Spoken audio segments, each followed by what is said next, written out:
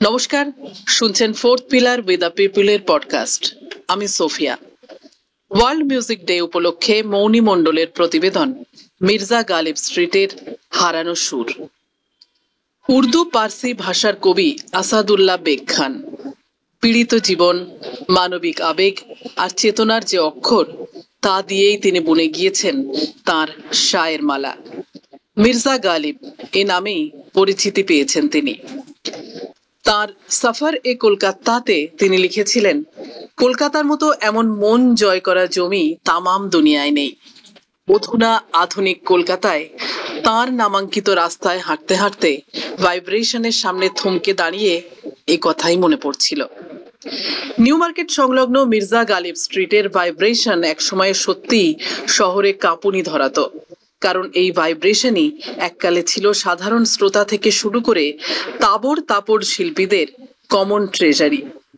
বাছাই করা কিছু গান বাজনা সিনেমার কালেকশন পাওয়া যেত শুধুমাত্র এই নির্ভরযোগ্য ঠিকানাতেই। এমনকি এখনো দোকানের বাইরে সাজানো থাকে নস্টালজিয়া, গ্রামোফোন, পেল্লাই সব রেকর্ড। কলকাতায় বসে আন্তর্জাতিক কিছু মাস্টারপিসের হদিশ মিলত গুড্ডু ভাইয়ের পূর্বপুরুষদের কাছেই। এই মুহূর্তে ভাইব্রেশনের দেখভাল করেন গুড্ডু ভাই। চৌরঙ্গী চত্বরে ভাইব্রেশনের থেকে গুড্ডু ভাইয়ের দোকান নামটাই বেশি সড়গড় সকলের। পুরনো সেসব কথা উঠতেই চোখ মুখ উজ্জ্বল করে সেই গুড্ডু ভাই বলছিলেন 7-8 দশকের কথা। আমি তখন খুব ছোট। আমার ঠাকুরদার পরে বাবা দায়িত্ব নিল। বাবার সঙ্গে আমি প্রায়ই দোকানে এসে বসতাম।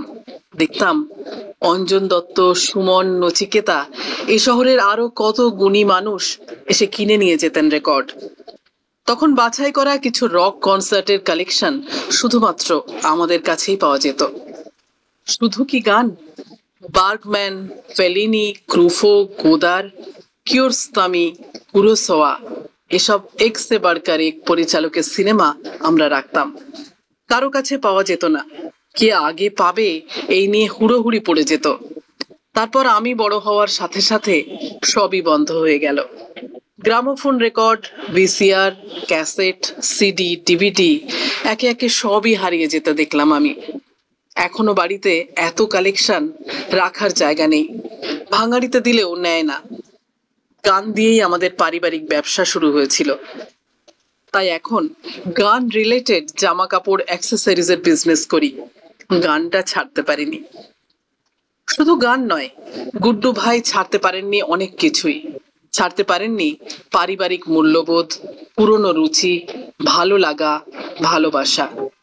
দীর্ঘদিন খিদিরপুর নিবাসী হিন্দিভাষী খাঁটি বিহারি মুসলমান হয়েও বাংলা ভাষা সংস্কৃতি তিনি এত ভালো চেনেন, বোঝেন, যা হার মানাবে অনেক পশ্চিমবঙ্গবাসীকেই।